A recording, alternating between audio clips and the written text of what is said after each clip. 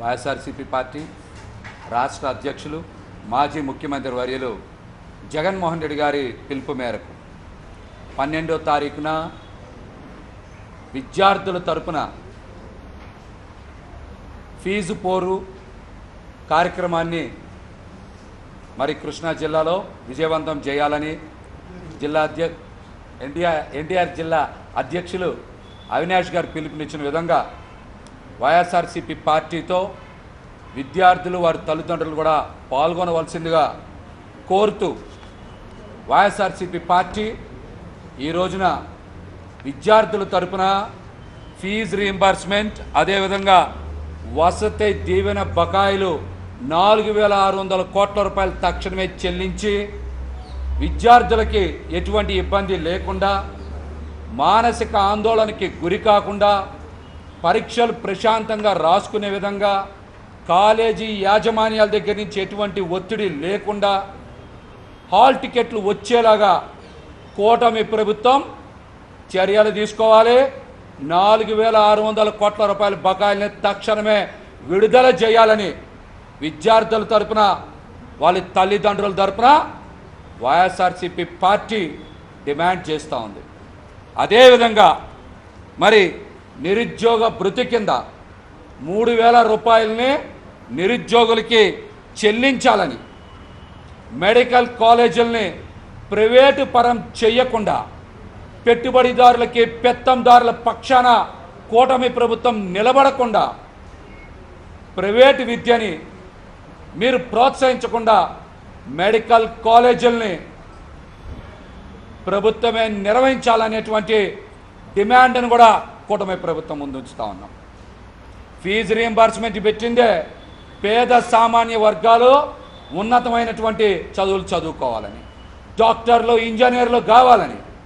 మరి అటువంటి గొప్ప స్కీమ్కి కూటమి ప్రభుత్వం ఎందుకు తూట్లు పొడుస్తూ ఉందో ఈ రోజున రాష్ట్రంలో ఉండేటువంటి విద్యార్థులు వాళ్ళ తల్లిదండ్రులు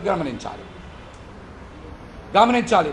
నారా లోకేష్ గారు వచ్చిన దగ్గర నుంచి చాలా మాటలు చెప్తా ఉన్నారు. మీరు మాటలకి పరిమితం అవుతారా?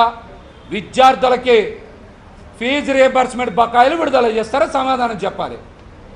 మాటలతో కాలక్షేపం చేసి మీడియాలో ప్రచారం చేసుకుంటే విద్యార్థులకి మేలు జరగదు, కీడు జరుగుతుంది. మీరు ఫీజు రీయింబర్స్మెంట్ బకాయిలు 4,600 కోట్లు నారా లోకేష్ గారు విడుదల చేస్తారా, చెయ్యరా? మీరు దీనికి సమాధానం చెప్పాలి. సమాధానం చెప్పకుండా మాట వస్తే ఇంటర్వ్యూలో నేను స్టాన్ఫోర్డ్లో చదువుకున్నానని చెప్తా ఉన్నారు. మీరు స్టాన్ఫోర్డ్లో చదువుకుంటే మాకెందుకు, ఆక్స్ఫోర్డ్లో చదువుకుంటే మాకెందుకు? ఇక్కడ ఉండేటువంటి విద్యార్థులకి ఫీజు రీయింబర్స్మెంట్ ఇస్తావా? ఇవ్వా? సమాధానం చెప్పు.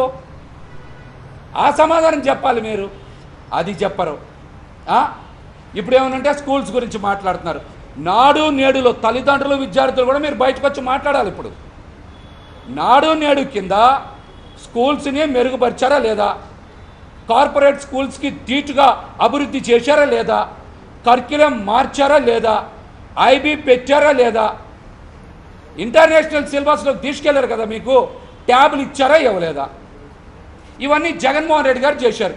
మీ చేతిలో ట్యాబ్లు ఉండాలి, మీరు టై కట్టుకోవాలి, బూట్లు వేసుకోవాలి, మంచి బట్టలు వేసుకోవాలి, నాణ్యమైన విద్య చదవాలని జగన్మోహన్ రెడ్డి గారు నాడు నేడు కింద అందరికీ మంచి చేసి విద్యార్థుల భవిష్యత్తుని తీర్చిదిద్దితే మరి మరొక పక్కన మీరు కంపేర్ చేయాల్సిన అవసరం ఉంది. ఈ రోజున మరొక పక్కన పవన్ కళ్యాణ్ గారు ప్రభుత్వ బడులకు వెళ్ళి ఈ స్కూల్ ఎప్పుడు కట్టారన్నది లేదండి, మొన్నే మీరు రాయాలి బాగా. మొన్నే ఏం చెప్పారు? ఇది జగన్మోహన్ రెడ్డి గారి టైంలోనే అద్భుతంగా బలాలు వేశారు, తీర్చిదిద్దారని చెప్పారు ఆ స్కూల్లో పిల్లలందరూ కూడా. అదే రోజు ఆయన బయటకు వచ్చి ఏం చెప్పాడు? విద్యార్థులకంట దొడ్లు గడపడం నేర్పించాలంట. ఒక ప్రభుత్వ పాఠశాలకు వెళ్ళి పవన్ కళ్యాణ్ గారు చెప్పిన మాట ఏంటి? విద్యార్థులకే దొడ్లు గడపడం నేర్పించాలంట. మరి ఆయన గురించి ఎవరైనా మాట్లాడితే ఇరుచుకు పడిపోతున్నారు. దీని మీద ఎందుకు మాట్లాడరు? తల్లిదండ్రులు కానీ విద్యార్థులు కానీ మిగతా వాళ్ళు కానీ దొడ్లు గడగాలని విద్యార్థులకి పిలుపునిచ్చిన పవన్ కళ్యాణ్ గారి గురించి ఎందుకు మాట్లాడరు? మీకేమో ట్యాబులు ఇచ్చినటువంటి జగన్మోహన్ రెడ్డి గారిని, ఎక్కడ ఇబ్బంది లేకుండా ఫీజు రీయింబర్స్మెంట్ ఇస్తే జగన్మోహన్ రెడ్డి గారిని ఆయన్ని దూషిస్తారా? చెప్పండి, దూషిస్తారా? మరొక పక్కన చాలామందికి నాలిక మడత పెడుతుంది, వాళ్ళు దగ్గర పెట్టుకోవాలా. ఒళ్ళు దగ్గర పెట్టుకొని మాట్లాడాలి. ఒక మాజీ ముఖ్యమంత్రి గారిని, ఒక రాష్ట్ర పార్టీ అధ్యక్షుడిని పదే పదే ఏకవచనంతో సంబోధిస్తూ ఉన్నారు. ఒళ్ళు దగ్గర పెట్టుకోవాలని కూడా వాళ్ళందరికీ హెచ్చరిస్తూ ఉన్నా. మీకు మీ నాలికలకి కొవ్వెక్కితే కరిగిస్తాం తప్పనిసరిగా. పదే పదే ఏకవచనంతో జగన్మోహన్ రెడ్డి గారిని సంబోధిస్తే వాళ్ళ నాలిక మీద ఉన్న కొవ్వు కరిగిస్తాం తప్పనిసరిగా. మీరు మీ మాటలు అదుపులో పెట్టుకోవాలా. మాజీ ముఖ్యమంత్రి గారిని జగన్మోహన్ రెడ్డి గారిని పదే పదే ఎమ్మెల్యేని సంబోధించడం, ఏకవచనంతో మాట్లాడడం మీరు కనుక ఆపకపోతే తప్పనిసరిగా బదులిస్తామని కూడా హెచ్చరిస్తూ ఉన్నాం.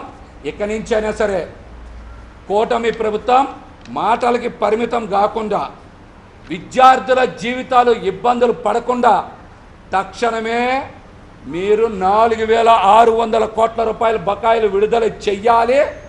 చెయ్యకపోతే ఎన్టీఆర్ జిల్లాలో దేవినేని అవినాష్ గారి నాయకత్వంలో రేపు జరిగే నిరసన కార్యక్రమం, కలెక్టర్ గారికి వినతి పత్రం ఇచ్చే కార్యక్రమం ప్రభుత్వం కళ్ళు తెరిపిస్తుందని కూడా హెచ్చరిస్తా ఉన్నాం.